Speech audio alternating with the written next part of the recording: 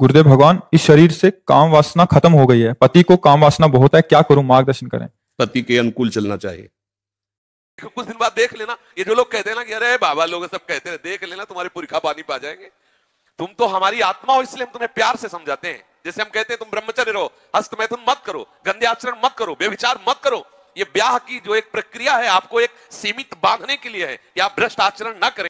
राधे राधे प्रिय भक्तों, स्वागत है आपका आज के एक और महत्वपूर्ण वीडियो में। आज के इस वीडियो में गुरुजी ने बताया है कि शादीशुदा जीवन में भी ब्रह्मचर्य कैसे रहें, ब्रह्मचर्य नष्ट करने से क्या नुकसान होता है, पति पत्नी को ब्रह्मचर्य क्यों जरूरी है। प्रिय भक्तों, वीडियो बहुत ही महत्वपूर्ण होने वाला है, इसलिए वीडियो को अंत तक जरूर देखना।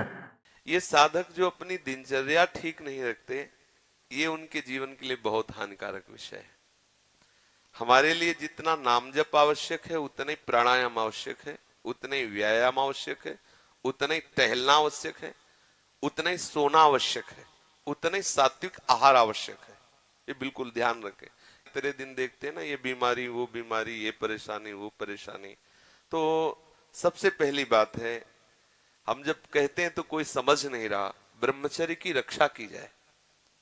ब्रह्मचर्य बहुत बड़ा अमृत तत्व है। ये मूर्खता के कारण लोग इसे ध्यान नहीं देते हैं। एक ने तो कहा कि संसार में अब यही सुख है, तुम भी उसमें भी कह रहे हो कि ऐसा। हम भाई तुम्हें सुखी करने के लिए कह रहे हैं, दुखी करने के लिए तो नहीं कह रहे ना।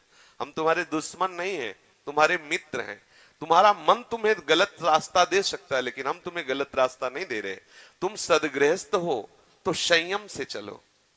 सदगृहस्थी में भी एक आप सोचो, आप रात दिन पशुता का व्यवहार करके मलिन मन के द्वारा शांति प्राप्त करना चाहते हो, आनंद की अनुभूति करना चाहते हो, कैसे हो सकता है।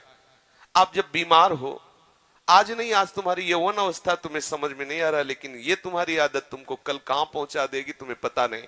जब पहुंच जाओगे तब कोई रास्ता नहीं। कितने ऐसे बच्चे हैं जो इस बात में दुखी हैं कि मैं क्या करूं, आत्महत्या कर लूं, ऐसे आते। कितने प्रश्न ऐसे आते कि क्या मैं आत्महत्या कर लूं। देखो पहुंचा दिया, यहां आपके मन ने वहां पहुंचा दिया जो अंतिम दुर्गति का केंद्र है। यदि आप गृहस्थ हैं तो 5 बजे तक उठ जाए, इतनी छूट। मान लो आप रात्रि में 11, साढ़े 11 बजे या 12 बजे सोते तो 5 घंटे।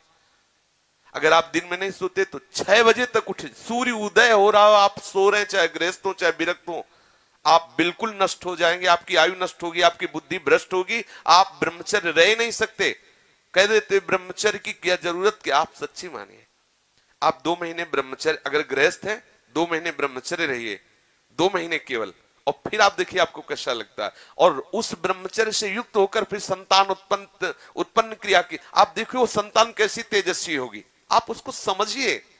आप जिसे बिल्कुल साधारण बात समझ रहे हैं, आप समझ रहे हैं आपको छूट मिल गई विषय भोगों के लिए, नहीं, सावधान। कुछ दिनों बाद आप ऐसे ऐसे रोगों से ग्रसित हो जाएंगे कि आप चलने लायक नहीं होंगे। आप खुद देख लीजिएगा। कुछ दिन बाद ऐसी आपकी इंद्रियां हो जाएंगी कि साधारण बातों में आप ब्रह्मचर्य रहित हो जाएंगे, सोच में ब्रह्मचर्य रहित हो जाएंगे, साधारण घर्षण में आप ब्रह्मचर्य रहित हो जाएंगे।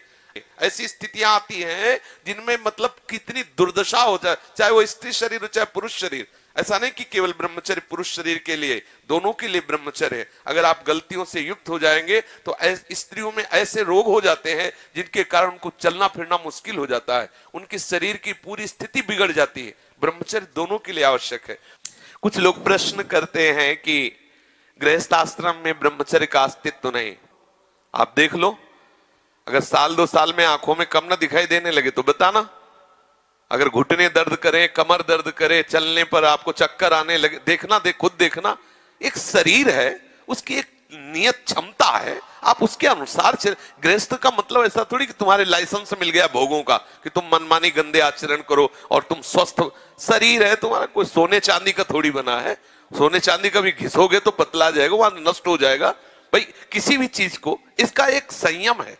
देखो हमने पढ़ा है, शास्त्रों में भी पढ़ा है, जब भगवान गरुण जी की उत्पत्ति करने का संकल्प हुआ ना कश्यप जी को, तो 10,000 वर्ष तक ब्रह्मचर्य रहे। और फिर जब माता विंता के गर्भ में आधान किया तो अरुण और गरुण जैसे महापुरुष पैदा हुए। अगर आप 5 वर्ष ब्रह्मचर्य रहे केवल इसलिए कि जो हमारी संतान हो वो बहुत देशभक्त, हरिभक्त, बलवान, विद्वान, ज्ञानवान हो, और आप नियम से दोनों भजन करो, और 5 5 वर्ष बाद गर्भाधान करके संतान उत्पत्ति के शास्त्र सिद्धांत, अगर वो महापुरुष न पैदा हो तो बताना। अब ये खान पान ठीक नहीं, आचरण ठीक नहीं, पवित्र नहीं हो, एक किसान भी खेती को सुरक्षित और तैयार करता है तो उसमें अच्छी फसल होती है। तुमने ब्रह्मचर्य को जाना ही नहीं, इधर उधर से हर तरह से भ्रष्ट आचरण, अब वो संतान कैसे हुई? अब देखो हंसी मजाक की बात है, हम देखा गोदी में चश्मा लगा है, भगवान गोदी में है, शुगर है 500। अब बोलो इनको जवानी आएगी कभी? क्या हुआ? ये गलतियां हो गई, संयम बर्ताव नहीं किया गया, वीर में वो सामर्थ्य नहीं रही कि संतान को तेजस्वी ओजस्वी बना सके। अब इन बातों को कहा जाता है गुप्त रखो, गुप्त मरो। भाई आप जिसे कह रहे हैं सब कहने सुनो तो देख लो, आगे तुम्हारे आ जाएगा। अगर उठने में तुम्हें तकलीफ ना होने लगे कहना, अगर बादाम ज्यादा खाओगे तो लीवर खराब हो जाएगा। देख कुछ दिन बाद देख लेना, ये जो लोग कहते हैं ना कि अरे बाबा लोग सब कहते हैं, देख लेना तुम्हारे पुरखा पानी पा जाएंगे। तुम तो हमारी आत्मा हो, इसलिए हम तुम्हें प्यार से समझाते हैं। जैसे हम कहते हैं तुम ब्रह्मचर्य रहो, हस्तमैथुन मत करो, गंदे आचरण मत करो, व्यभिचार मत करो। ये ब्याह की जो एक प्रक्रिया है आपको एक सीमित बांधने के लिए है कि आप भ्रष्ट आचरण न करें, आप धर्म से युक्त होकर भगवत मार्ग में चलें, आराधना करते हुए एक आराधक की तरह एक संयमित जीवन व्यतीत करें। लेकिन वो माना जाता है कि बाबा लोग हैं, कुछ लोग कहते हैं पहले खुद को देख लो, बाबा लोग जेल में हैं। एक खेती में सब फसल एक जैसी नहीं होती। अगर कहा जाए कि सब दुकानदार बेईमानी होते हैं या सब खेती में एक ही जैसी फसल नहीं, कोई गन्ने की भी फसल, गन्ने में भी कई क्वालिटियां होती है, आलू की भी कई क्वालिटियां होती है, ऐसे अलग अलग वृत्ति है, अलग अलग भाव है। तो हमारी बात को आज अगर नहीं मानोगे तो कल तुम्हें पछताना पड़ेगा, पक्का समझ लीजिए। संयम से चलो, गृहस्थ धर्म में रहते हुए भगवत प्राप्ति के योग्य हो जाओगे। जब आपको ऐसा लगे आपके पास तो व्यवस्था है, लगा कि अब मैं नहीं रह सकता, तो भगवान ने आपको इसीलिए रास्ता दिया गृहस्थ का कि आप पति पत्नी मिलकर के काम पर विजय प्राप्त करें। इसलिए नहीं दिया कि आप भ्रष्ट होते रहे। समझिए, आपके पास किला है, किले की आड़ से आप अपने को बचा सकते हैं, लेकिन विरक्त मैदान की लड़ाई है। ये जो लोग कहते हैं ना कि गुप्त रूप से नहीं, भूल न दें कुमार, ऐसा नहीं होता। तुम भ्रष्ट आचरण वाले, तुम्हारे पास चश्मा ही नहीं जिसे जानते हो कि कैसे विरक्त रहते हैं, रात दिन जलते हुए सच्चिदानंद तत्व में स्थित रहते। तुम्हें क्या पता? तुम्हें लगता है बाबा लोग हराम की खाते मौज मस्ती से रहते, हमको उपदेश करते हैं।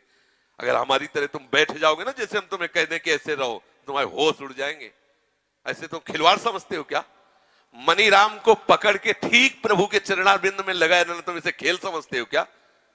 एक बार भगवान शंकराचार्य जी ने देखा कि वो मछली पकड़ने वाले वो ऐसे एकदम एकाग्र हुए, ऐसे नहीं, वो बंसी डाल ऐसे बैठे हैं। नजदीक गए, बोले भैया कितने रुपए कमा लेते हो? बोले सुबह से शाम तक लगे रहते हैं, 50 रुपए तो आ ही जाते हो पहले के समय, शंकराचार्य जी के समय। बोले ठीक है, हम तुम्हें 2 घंटे के 50 रुपया दिलवाएंगे, बस तुम आश्रम में बैठ के नारायण नारायण नाम का कीर्तन करो, बढ़िया भोजन मिलेगा, चलो लिवा गए। अब वो आश्रम में कहा बैठो नारायण नारायण करो, जे ही बैठे और नारायण, तो उनको आग लगी। बोले महाराज हमें वो ठीक, वहां अगर एक को नहीं मिले तो ठीक, तुम्हारे यहाँ नारायण नारायण नहीं। भजन करना जानते हो? कोई खिलवाड़ समझते हो? थोड़ी देर निर्विषय होकर मन को प्रभु में लगा के देखो क्या दशा होती है। तो वास्तविक जीवन जीने की चेष्टा करो। गृहस्थी कोई वो मार्ग नहीं कि तुम गंदे आचरण से चलो, ऐसा नहीं है। हम आपको दिखाएं पति पत्नी सहित हैं और आजीवन ब्रह्मचर्य का नियम लिए हैं और 35 साल की अवस्था है, दोनों सुंदर है, अपने ही समाज में है, अपने ही पास है। ऐसे कितने लोग, एक दो थोड़े ऐसे कितने हैं 30-35 की अवस्था आजीवन के लिए संकल्प वृंदावन में करके संकल्प करके। अब बोलो कितनी बड़ी हिम्मत की बात है। दोनों नौजवान हो और संयम से भजन करने का नियम तो ये है। अब इनको कौन भ्रष्ट कर सकता है? जब स्वयं की सुंदरी पत्नी के साथ उन्होंने संयम का नियम ले लिया तो इन्हें कौन भ्रष्ट कर सकता है? ये जो उद्दंडता है इसे छोड़ो, बहुत हानि है, बहुत हानि। ब्रह्मचर्य हानि का मतलब है तुम रोज मर रहे हो, रोज मृत्यु को गले लगा रहे हो। एक नियम से चलो, एक संयम से चलो, जो एक शास्त्र मर्यादा है, तो उससे क्या होगा कि आप आनंदित रहोगे और एक दिन आपको वैराग्य हो जाएगा। उद्दंडता करोगे तो ये माया है तुम्हें नष्ट कर देगी। 4 दिन का जीवन है, जितना आपका वीर क्षय होता जाएगा उतने आपके यंत्र सब खराब होते जाएंगे। अभी जवानी है ना, तो अभी नहीं समझ में आते, बाबा जी चिल्ला, ऐसे कितने लोग बोलते हैं बाबा जी कहता है ऐसा वैसा। बाबा जी नहीं कहता, देख लेना, परिणाम देख लेना। ये तुम्हारे जितने भी अंग हैं, जो प्रधान प्रधान अंग हैं, इनको जब वो पहुंचेगा नहीं ना, तो ये सब देखो, गाड़ी में ना डालो पेट्रोल तो खराब हो जाएंगे। और इसके बाद आप अच्छे अच्छे पदार्थ पाओगे तो लीवर में उतनी सामर्थ्य नहीं रहेगी, वो पचाना बंद कर देगा, आपकी बहुत हानि हो जाएगी। संयम से चलोगे तो आनंदित रहोगे।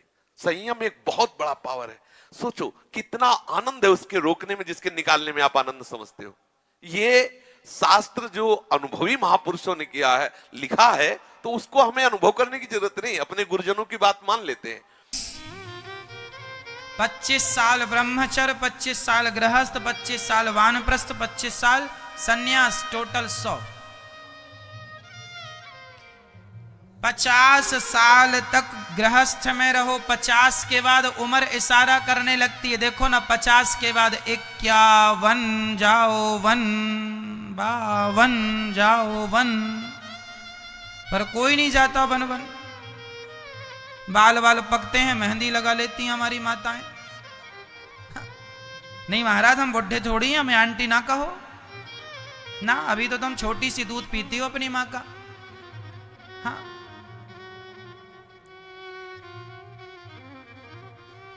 पचास साल तक गृहस्थी अच्छी है महाराज जी। 50 साल बाद फिर पति और पत्नी कहां जाएं, क्या करें, मैं बता रहा हूं, कहां जाएं क्या करें सब बता रहा हूं। 50 साल तक गृहस्थ में रहो, 50 साल तक गृहस्थी में रहो, बच्चे बड़े हो गए, सयाने हो गए, बेटी का विवाह कर दो, बेटे का विवाह कर दो। अब किसी की शादी लेट हुई है महाराज, तो बेटा भी छोटा है, तो कोई बात नहीं, तुम 60 साल तक 10 साल और हमारी तरफ से ले लो। 60 साल तक में तो तुम्हारी बेटी का विवाह हो जाएगा, बेटे का विवाह हो जाएगा। अब बेटी का विवाह कर दिया, बेटी अपने घर सुखी, बेटे का विवाह कर दिया, बेटा अपने घर सुखी, आनंद से रहो।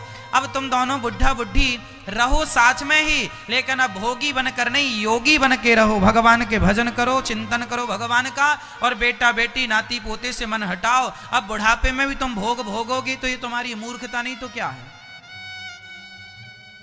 इसलिए मन संसार से हटाओ और मन भगवान में लगाओ। अब ये समय भगवान में लगाने का है।